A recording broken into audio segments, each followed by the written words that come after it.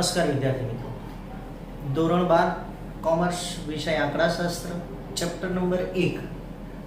તો અગાઉ આપણે સ્વાધ્યાયની ચર્ચા કરી હતી વિભાગ સી માં. આજે ત્યાંથી આગળ ચાલુ કરીશું વિભાગ સી માં દાખલા નંબર 10.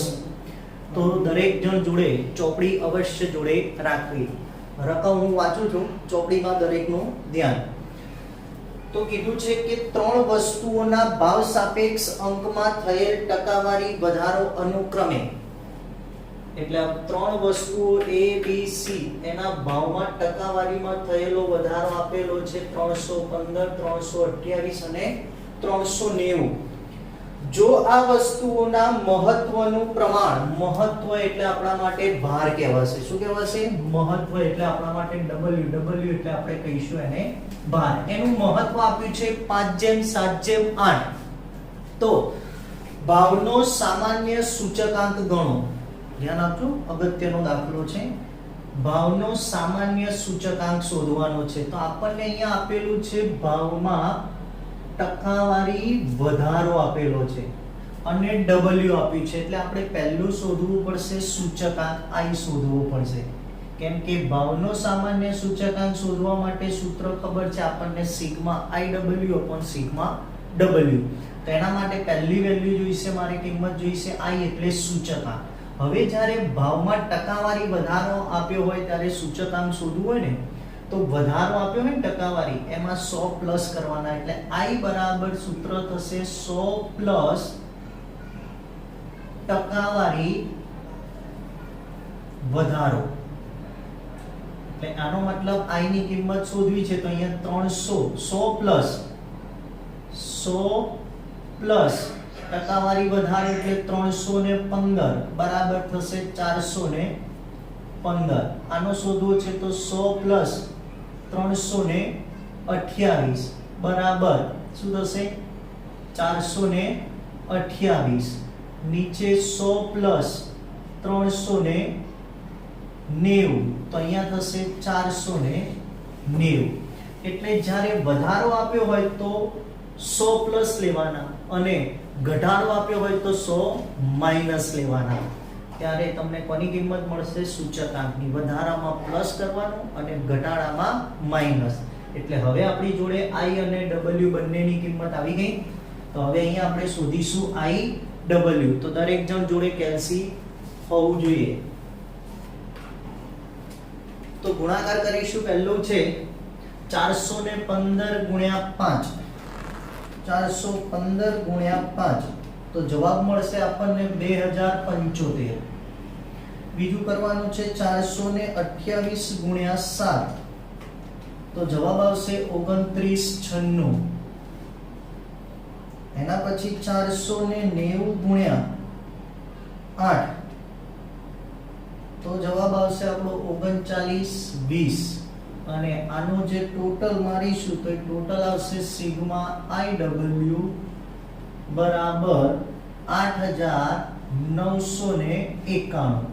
હવે W શોધવાનું 12 ને 5, અરે 5 ને 7 12, 12 ને 8 20, એટલે સિગ્મા W બરાબર મળી જશે આપણને 20. તો હવે ભાવનો સામાન્ય સૂચકાંક બરાબર sigma IW upon sigma W. IW ની કિંમત મળી 8991 ભાગ્યા સિગ્મા W બરાબર 20. તો આપણને ભાગ્યા 20, તો જવાબ મળશે આપણને 449. 449.55. તો આ મળી ગયો આપણને ભાવનો સામાન્ય સૂચકાંક.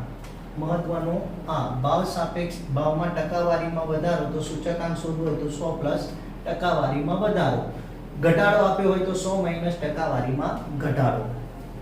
તો હવે જોઈએ દાખલા નંબર 11. રકમ વાંચું છું. જો વર્ષ 2014 માટે એક વર્ગના કુટુંબની ખર્ચપાત્ર સરેરાશ આવક 25000 હોય, તો વર્ષ 2014 માટે ખર્ચપાત્ર સરેરાશ આવક કેટલી છે? 25000 રૂપિયા છે. હવે શું કીધું છે કે અને જો તે વર્ગનો વર્ષ 2014 ના આધારે વર્ષ 2016 માટેનો જીવન નિર્વાહ ખર્ચનો સૂચકાંક 120 હોય, તો હવે વર્ષ 2014 આધાર વર્ષ થશે, તો તો તેથી જીવન નિર્વાહ ખર્ચનો સૂચકાંક કેટલો થશે આધાર વર્ષ માટેનો 100 હોય કેટલો હશે 100 વર્ષ 2016 નો જીવન નિર્વાહ ખર્ચનો સૂચકાંક આપણને કેટલો આપી દીધો છે 120 તો વર્ષ 2016 માટે ખર્ચ કરવા પાત્ર સરેરાશ આવક આપણે શોધવાની છે તો હવે જ્યારે સૂચકાંક 100 હોય ત્યારે ખર્ચ કરવા પાત્ર આવક કેટલી છે 25000 તો જ્યારે સૂચકાંક 120 હોય ત્યારે 2016 માટે ખર્ચ કરવા પાત્ર આવક આપણે શોધવાની છે તો શું થશે તો 25000 ગુણ્યા 120 ભાગ્યા 100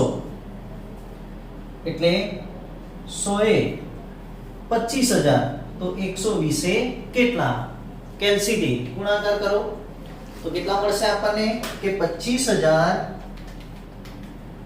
ગુણ્યા 120 ભાગ્યા 100 તો જવાબ આવશે આપણો 30000 કેટલા 30000 રૂપિયા તો વર્ષ 2016 માટે ખર્ચ કરવા પાત્ર સરેરાશ આવક કેટલી હશે 30000 રૂપિયા જોઈશે ઓકે તો હવે આગળ વાત કરીએ અગાઉ દાખલા નંબર 12 તો દાખલા નંબર 12 માં પણ આપણને કીધું છે કે વર્ષ 2015 માં માસિક સરેરાશ આવક 16000 રૂપિયા હતી વર્ષ 2016 માટે માસિક સરેરાશ આવક કેટલી થઈ ગઈ 20000 થઈ ગઈ તો હવે વર્ષ 2016 નો આપણે સૂચકાંક શોધવાનો છે અહીંયા આવક નથી શોધવાની અહીંયા શું શોધવાનું છે સૂચકાંક એટલે બંને વર્ષ આધાર વર્ષ અને ચાલુ વર્ષ બંનેની આવક આપી દીધી છે સૂચકાંક આપણે શોધવાનો છે તો વર્ષ 2016 નો સૂચકાંક બરાબર શું થશે ચાલુ વર્ષની આવક તો ચાલુ વર્ષની આવક કેટલી માસિક આવક 20000 ભાગ્યા આધાર વર્ષની સરેરાશ આવક કેટલી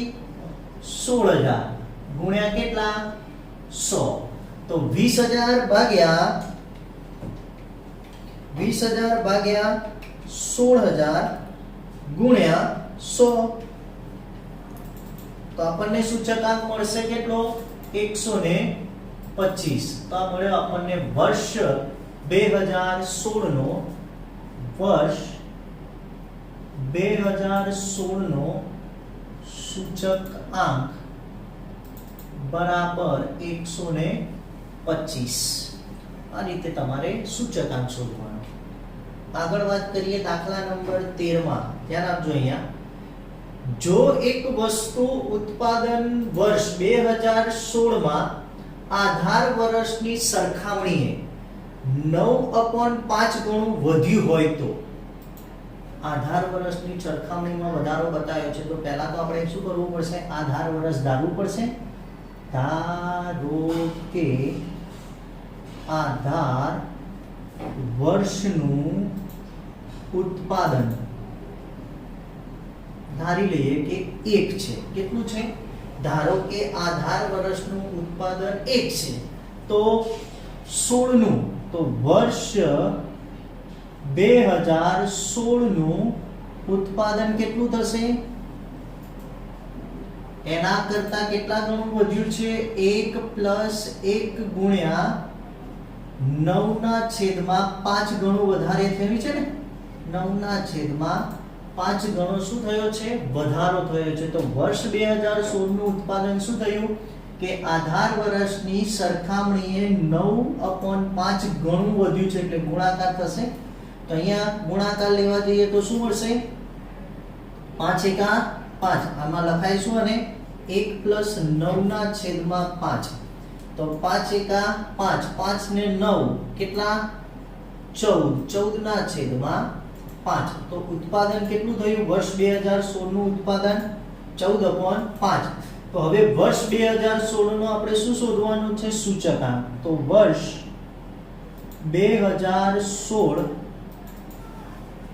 ના ઉત્પાદન નો સૂચકાંક તો સૂચકાંક માટે ચાલુ વર્ષનું ઉત્પાદન ભાગ્યા આધાર વર્ષનું ઉત્પાદન ગુણ્યા 100 તો ચાલુ વર્ષનું ઉત્પાદન કેટલું 14/5 આધાર વર્ષનું ઉત્પાદન કેટલું 1 ગુણ્યા 100 તો અહીંયા 14/5 ગુણ્યા 100 14 ભાગ્યા 5 ગુણ્યા 100 તો સૂચકાંક મળશે 280. તો વર્ષ 2016 ના ઉત્પાદકનો સૂચકાંક કેટલો મળશે? 280. એટલે સૂચકાંક જ્યારે શોધવો હોય એટલે ચાલુ વર્ષની ચલ કિંમત ભાગ્યા આધાર વર્ષની ચલ કિંમત ગુણ્યા 100 કરી નાખવાનું. એટલે આ મળી ગયો આપણને સૂચકાંક. ઓકે, તો હવે જોઈએ દાખલા નંબર 14, મહત્વનો આઈએમપી સમ છે. આઈએલ ની કિંમત આપી છે, આઈએફ ની કિંમત આપી છે, આઈપી ની કિંમત તમારે શોધવી છે. એટલે આમાં કોઈ પણ બે ની કિંમત આપવી હોય તો તમે ત્રીજાની કિંમત શોધી શકો. શાના પરથી શોધીશું? તો આપણી જોડે આઈએફ નું સૂત્ર છે કે આઈએફ બરાબર સૂત્ર શું છે? વર્ગમૂળમાં આઈએલ ગુણ્યા આઈપી છે. હવે આને વર્ગ લગાવીશ તો આ બાજુથી વર્ગમૂળ નીકળી જશે. તો અહીંયા હું લખીશ આઈએફ નો વર્ગ બરાબર આઈએલ ગુણ્યા શું થઈ જશે? આઈપી થશે. હવે આઈએફ ની કિંમત મારી જોડે આપી છે. કેટલી આપી છે? 222. એનો શું લેવો પડશે? વર્ગ. આઈએલ ની કિંમત કેટલી આપી છે? 221.5 ગુણ્યા આઈપી આપણે શોધવાના છે. હવે 222 નો વર્ગ એટલે 222 ગુણ્યા 222 તો મળશે આપણને 49,284 બરાબર 221.5 ગુણ્યા આઈપી. હવે આઈપી ની કિંમત શોધવી છે એટલે 221.5 નીચે ભાગાકારમાં જતા રહેશે તો આને લખાઈશું આપણે આઈપી બરાબર 49,284 ભાગ્યા 221.5. તો ભાગાકાર કરીશું 221.5 તો જવાબ મળશે આપણને 222.5. તો આઈપી બરાબર 222.5 તો આ મળી ગયો આપણને આઈપી. ઓકે, તો આ રીતે તમને કોઈ પણ બે ની કિંમત આપી હોય ત્રીજાની કિંમત શોધવી હોય તો તમે કોઈ પણ કિંમત તમે આ રીતે શોધી શકો છો. અહીંયા વિભાગ સી આપણો પૂર્ણ થાય છે. બાકી રહેલા દાખલાઓ અને થિયરી અવશ્ય જોઈ લેવી.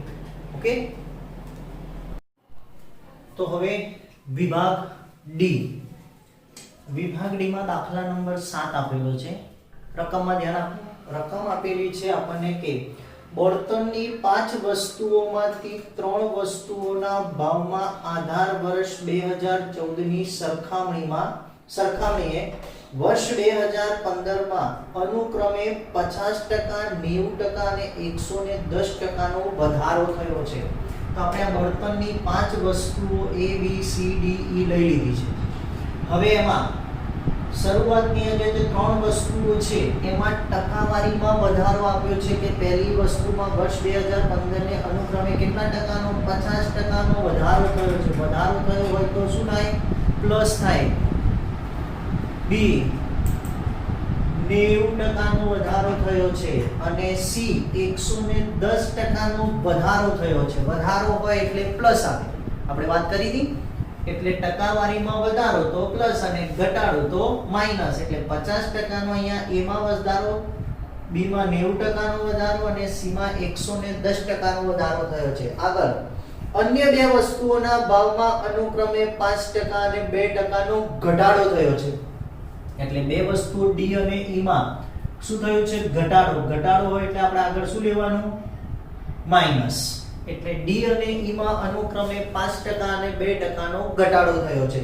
તો હવે આપણે જો 5 વસ્તુઓની સાપેક્ષ અગત્યતા એટલે આપણે શું ગણ્યું છે? ભાર આપ્યો છે 5:4:3:2:1 એનું શું થઈ ગયું?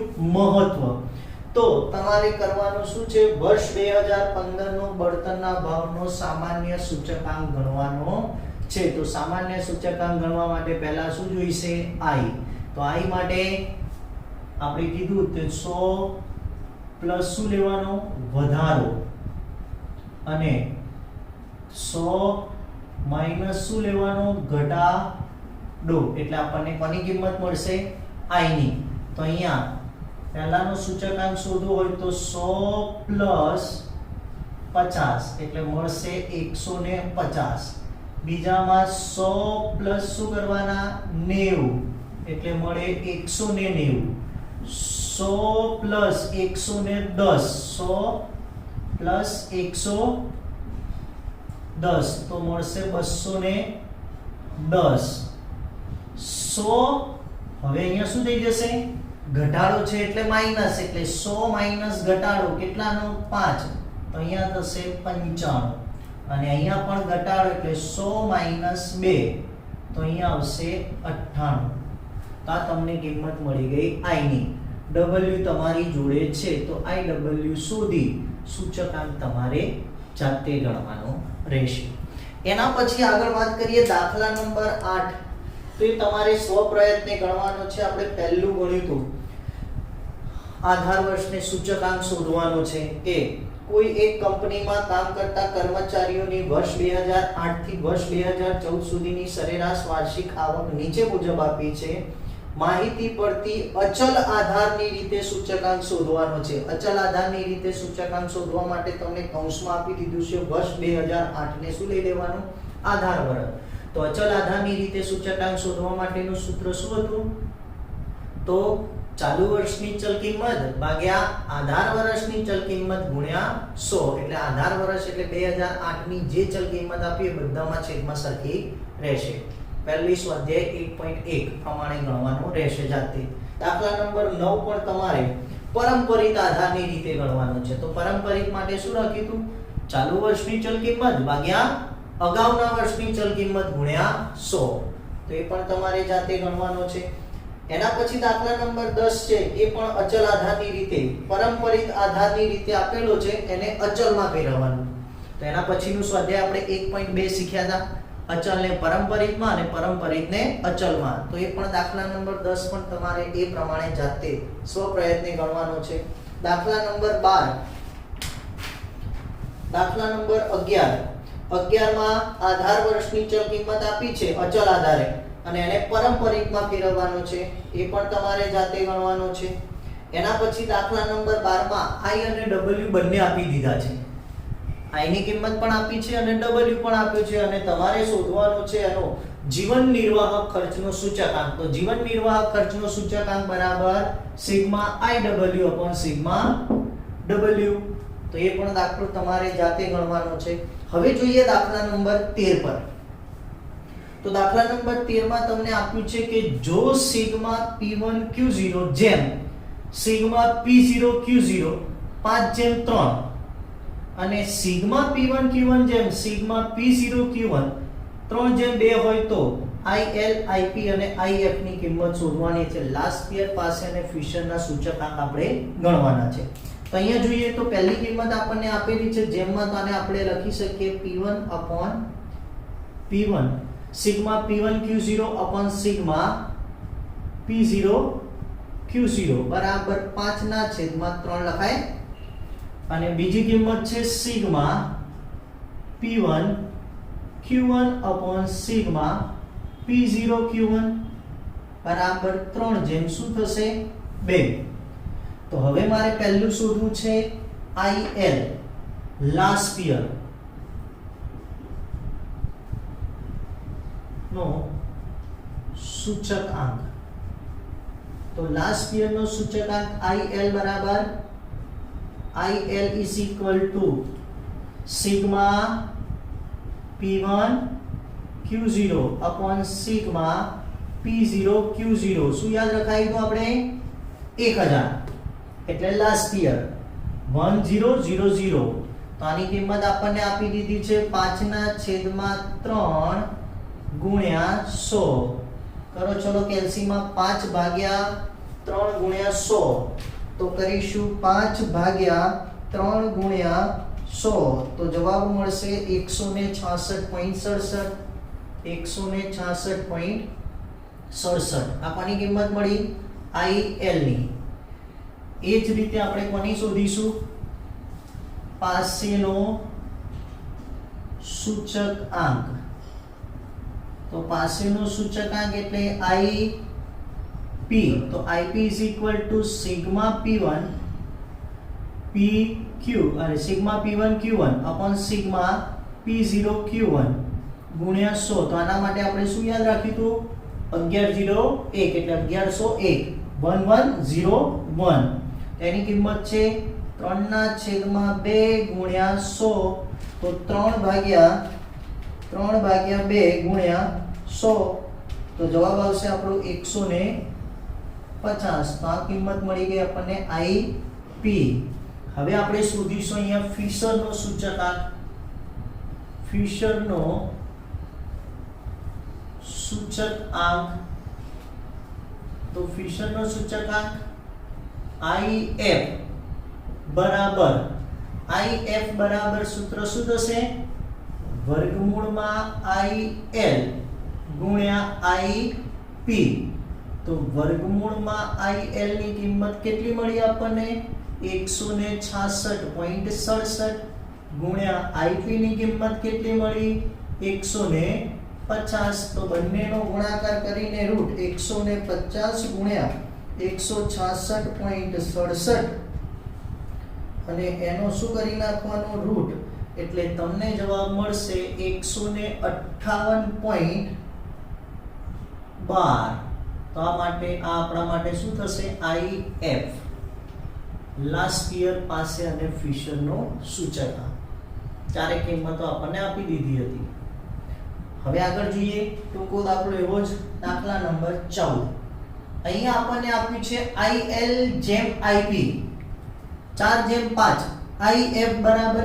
150 હોય તો IP ની કિંમત તમારે શોધવાની છે એટલે આને લખાઈશું IL upon IP બરાબર 4/5 લખાય હવે જેની કિંમત શોધવાની છે એના સિવાયની કિંમતને આપણે કરતા બનાવી દેવાની આ બંનેમાંથી તો કોની કિંમત શોધવાની છે IP ની શોધવાની છે ને તો IL ને કરતા બનાવીએ તો IP ક્યાં જતા રહેશે ઉપર જતા રહેશે તો IL is equal to આપણે શું લખી શકીએ 4/5 ગુણ્યા IP લખાય તો આપણા માટે IL ની કિંમત ગણીશું કોની IL ની હવે IF ની કિંમત આપણને આપી છે તો IF બરાબર સૂત્ર શું છે આપણી જોડે IL ગુણ્યા IP છે હવે વર્ગ કરીશું અહીંયા શું કરીશું IF નો વર્ગ કરીશું એટલે વર્ગમૂળ નીકળી જશે તો અહીંયા શું થઈ જશે IL ગુણ્યા